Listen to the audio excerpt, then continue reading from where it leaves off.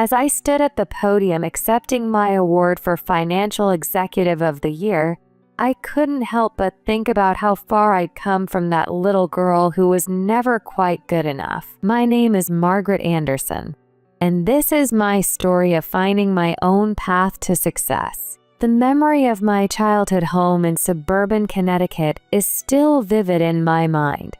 A sprawling colonial house filled with educational toys and learning materials everywhere you looked. My parents, Richard and Victoria Anderson, weren't just invested in child development.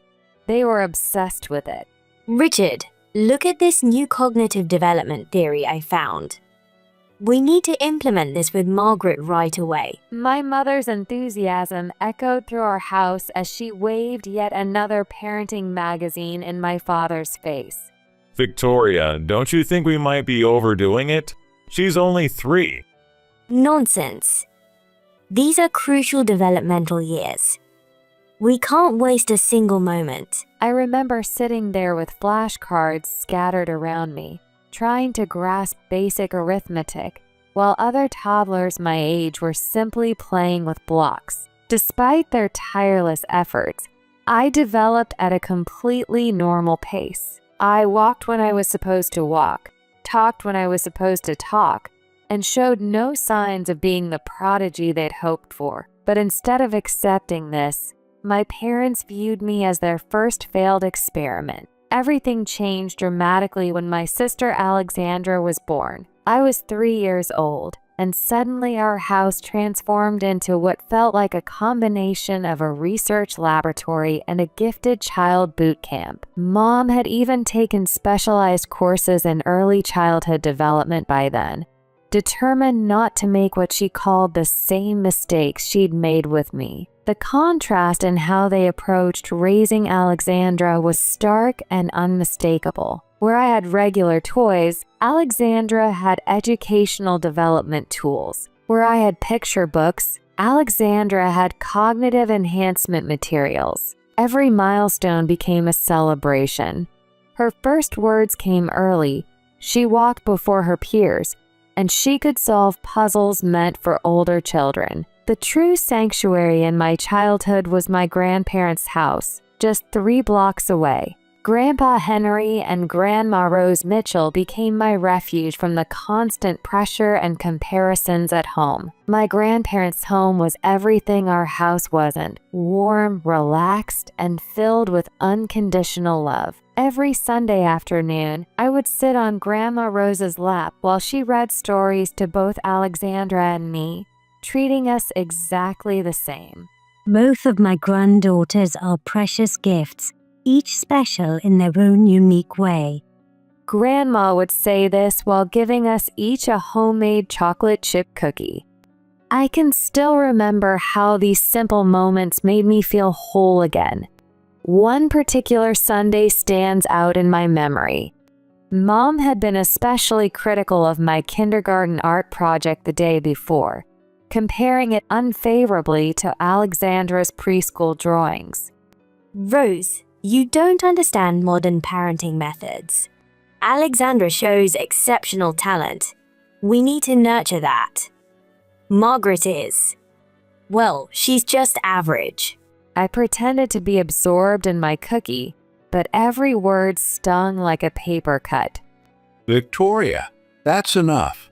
Grandpa's voice carried an authority I'd never heard before. Children need love and acceptance, not constant evaluation. They're not science experiments. The tension in the room was thick enough to cut with a knife. I remember Dad shifting uncomfortably in his chair while Mom's face turned red with indignation. You're from a different generation. You don't understand the importance of early achievement in today's competitive world. As my parents and grandparents argued, Alexandra and I sat side by side on the porch swing outside, sharing the rest of our cookies. Even at 4 years old, she seemed to sense something was wrong. Why is Mommy always mad at you? I didn't know how to answer my little sister's innocent question. Instead, I just broke my cookie in half and shared it with her, just as Grandma had taught us. Elementary school brought its own set of challenges. I was a solid B student with occasional A's, which I thought was perfectly fine. But every report card became another opportunity for disappointment in our household. The science fair in 5th grade was a turning point I'll never forget. I had spent weeks building a working model of a hydroelectric dam, complete with running water and tiny spinning turbines. The morning of the fair arrived, but my parents never showed up. They were at Alexandra's piano recital across town. My project won first place, but the blue ribbon felt hollow without anyone there to share it with. We're here, sweetheart. Show us this amazing dam of yours. Grandpa and Grandma had come rushing in, slightly out of breath, just as the judges were finishing their rounds. Grandpa took dozens of photos while Grandma hugged me tightly. We are so proud of you, Margaret. This is remarkable engineering for someone your age. That evening, when I got home clutching my blue ribbon, Mom barely glanced up from helping Alexandra practice her scales. Oh, that's nice, honey. Did you hear? Alexandra's piano teacher says she might be ready for her first competition soon. The real divide between Alexandra and me became glaringly obvious when it was time for her to start school. Unlike me, who attended Lincoln Elementary with all the neighborhood kids, Alexandra got a very different treatment. We have wonderful news. Alexandra has been accepted into Hawthorne Academy for exceptional children. Mom's announcement at dinner made me choke on my milk. Hawthorne was that prestigious private school on the other side of town, the one with marble columns and a performing arts center that looked like a concert hall. They rarely accept children so young, but they were extremely impressed with her test scores. I pushed my peas around my plate, already knowing what would come next. The endless stream of expenses that would be justified as investing in Alexandra's future. Every minor challenge Alexandra faced was met with an immediate solution that usually involved opening her parents' wallet. This math homework is too hard. I don't want to do it. Sweetheart, if you finish your work, we can go get that new electronic keyboard you wanted. It didn't take long for my sister to master this game. Soon, every achievement, no matter how small, came with a price tag. If I get an A on this test, can I get the new MacBook Pro? My old laptop is so slow.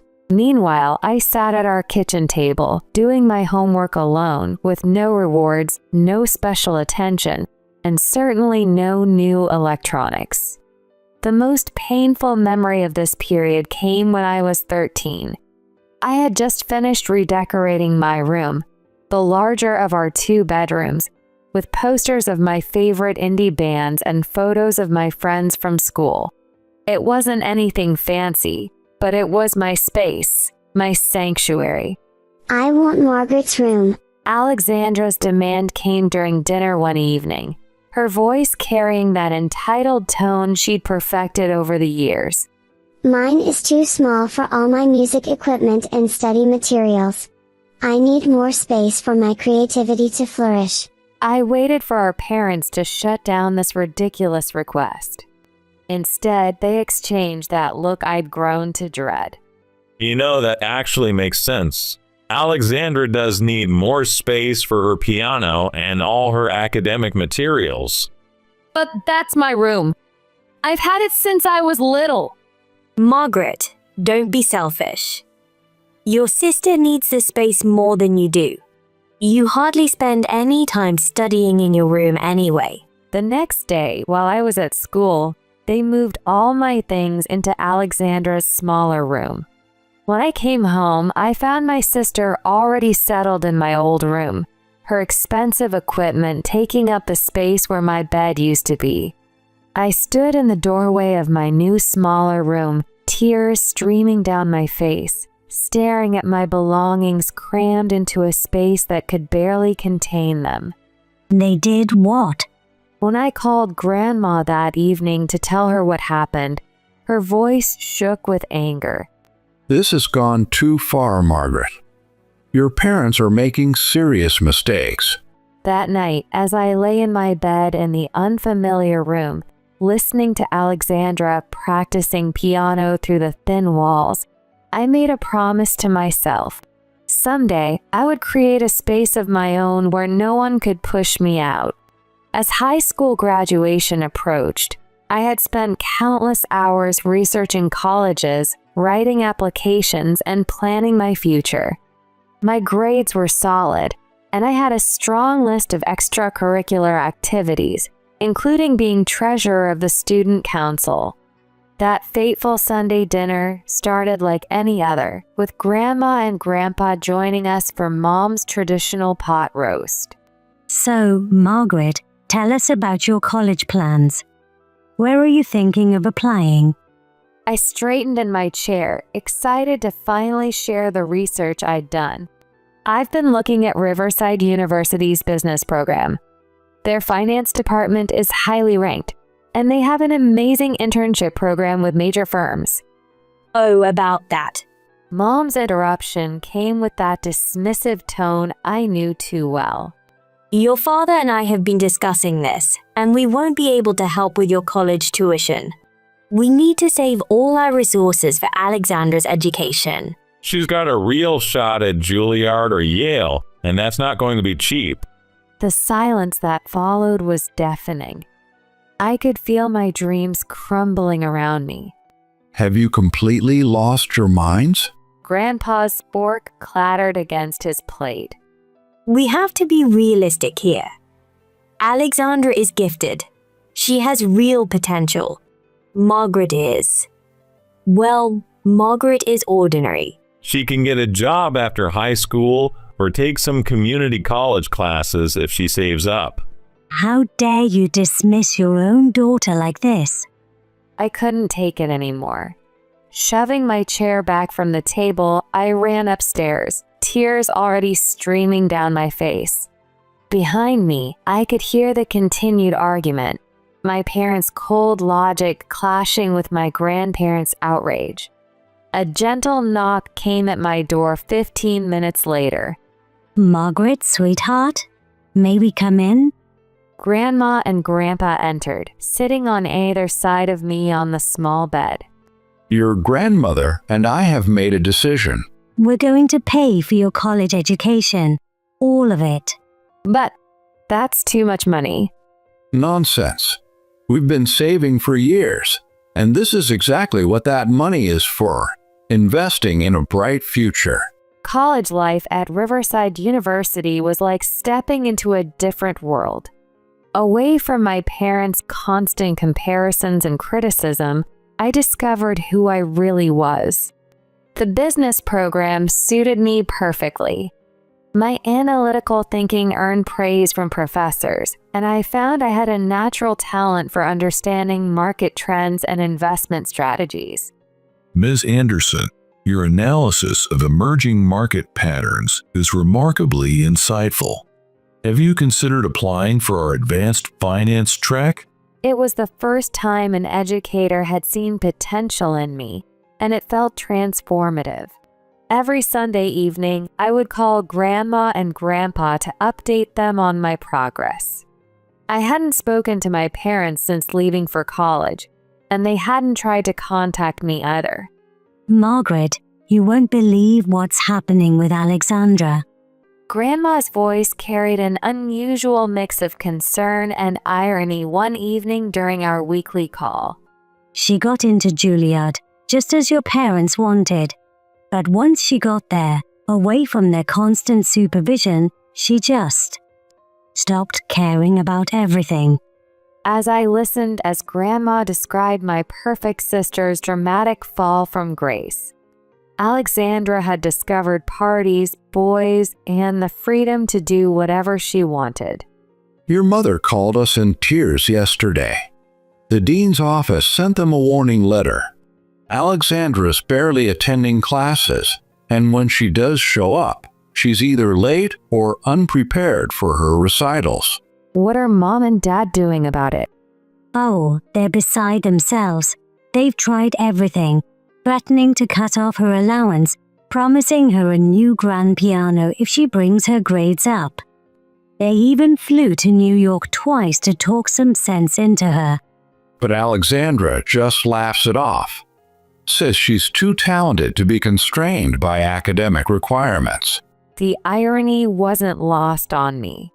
After years of giving Alexandra everything she wanted, my parents had created someone who didn't know how to handle responsibility or cope with real challenges. Well, it finally happened. Alexandra got expelled from Juilliard, failed almost every class, and had too many disciplinary infractions to count. I could hardly believe it. The golden child, the prodigy, the one who was supposed to bring glory to the family name, kicked out of music school after just one semester. During my senior year at Riverside, opportunity knocked in the form of Patricia Chen, a guest speaker from Sterling Financial Group. Her lecture on innovative investment strategies captivated me. The future of finance isn't just about numbers. It's about understanding human behavior and market psychology. After her lecture, I gathered my courage and approached her with some questions about her market analysis methods. You have an interesting perspective, Margaret. Have you considered applying for our junior analyst program? 2 months later, I found myself walking into Sterling Financial's gleaming headquarters as their newest junior investment analyst. The same week, I moved in with Grandma and Grandpa until I could find my own place. The unexpected reunion with my parents happened on a crisp autumn morning at Wilson's Market. I was comparing organic apples when I heard my mother's voice. Margaret, is that really you? I turned to find both my parents standing there, looking older than I remembered. Mom was clutching her shopping cart like a lifeline. We've missed you so much. Why don't you come over for dinner sometime? Part of me wanted to decline, to remind them of how they had dismissed me years ago. But curiosity won out. Sure? When? The dinner was surreal. The same house, the same dining room table, but everything felt different. Alexandra slouched in her chair, scrolling through her phone, while our parents couldn't stop praising my job at Sterling. Investment analyst at Sterling Financial. We're so proud of you, honey. Thomas Wilson told me they only hire the best and brightest. I could see Alexandra's knuckles turning white around her fork. She had just quit another retail job, her 4th that year. It's just pushing numbers around. Anyone could do it. I bit back a retort, remembering Patricia's words about emotional intelligence being as important as analytical skills. Life fell into an unexpected rhythm. I excelled at Sterling, earning recognition for my innovative approaches to market analysis, while maintaining a careful distance from my family through occasional dinners. Everything shifted again one Sunday evening when Alexandra burst through the front door during our family dinner, dragging along a tall, impeccably dressed man. Everyone, this is William, my boyfriend. William was polite and well-spoken, clearly from old money. His family owned several luxury hotel chains across the East Coast. See, Margaret? Some of us don't need to work ourselves to death to have a good life. I noticed how she emphasized work like it was a dirty word. Isn't it wonderful? William comes from such a prestigious family. The Blackwoods have been in Forbes magazine several times. I focused on my dinner, remembering how that morning I'd closed a major investment deal that would help dozens of middle-class families secure their retirement. Alexandra tells me you work in finance, Margaret. Yes, I'm an investment analyst at Sterling Financial. Sterling? Impressive. They're handling my family's hotel expansion project. In fact, I think I've seen your name on some of the analysis reports. Can we talk about something else? This business talk is so boring. I caught a slight frown crossing William's face at Alexandra's dismissal of his interest in finance. That night, as I drove back to my apartment, I received an unexpected text from William. I apologize if this is inappropriate, but I'd love to get your professional opinion on some investment opportunities I'm considering. Would you be willing to meet for coffee? A few months later, my hard work at Sterling Financial paid off in a way I never expected. I discovered a critical error in one of our major investment portfolios, one that could have cost our clients millions. I spent 3 sleepless nights analyzing data and preparing a comprehensive report. When I presented my findings to the board, the room fell silent. Miss Anderson, this is remarkable work. How did you catch this? I noticed inconsistencies in the risk assessment models. If we redistribute these investments now, we can not only avoid losses, but potentially increase returns by 14%. My strategy worked better than anyone expected. Within 6 months, the restructured portfolio showed a 16% increase in returns. Clients were thrilled and Sterling's reputation soared. Then came the day that changed everything. I was called into the boardroom expecting another routine meeting. Margaret, we're creating a new position of Executive Investment Director, and we want you to fill it. I nearly dropped my coffee cup. Executive Investment Director would put me in charge of all investment strategies for the firm. The first people I called were Grandma and Grandpa. They were overjoyed. Oh, sweetheart, we knew you had it in you all along. I decided to share the news with my family over dinner. To my surprise, they seemed genuinely excited. This calls for a celebration. You must have a party. I was thinking of reserving a private room at Le Bistro. No, have it here. Your father and I will help organize everything. It will be much more personal, more special. Her enthusiasm was infectious, and I found myself agreeing. Over the next week, I transferred money to my mother's account for the party expenses. What I didn't know was that Alexandra had been secretly meeting with William again, despite their previous breakup. She had been working on her own plan for a grand announcement. The evening of the party arrived, and I walked into my parents' house wearing my favorite navy blue Chanel suit, my first major purchase after my promotion. The house was beautifully decorated with fresh flowers on every surface. Family members were already mingling, champagne glasses in hand. Grandma and Grandpa gave me warm hugs, while Aunt Helen kissed my cheek. Alexandra was holding court in the living room, wearing a stunning white designer dress. Once all the guests had arrived, we gathered around the large dining table. I stood up, champagne glass in hand, ready to make my announcement. I'd like to thank everyone for coming tonight. Oh, sweetie, let me. Mom jumped up, cutting me off mid-sentence. Her voice was almost singing with excitement, but not for the reason I expected. We've gathered here today to celebrate a wonderful occasion. Our beautiful Alexandra and William are engaged to be married. The room erupted in gasps and congratulations. Alexandra pretended to blush while showing off a massive diamond ring. I fell back into my chair, my champagne glass nearly slipping from my numb fingers.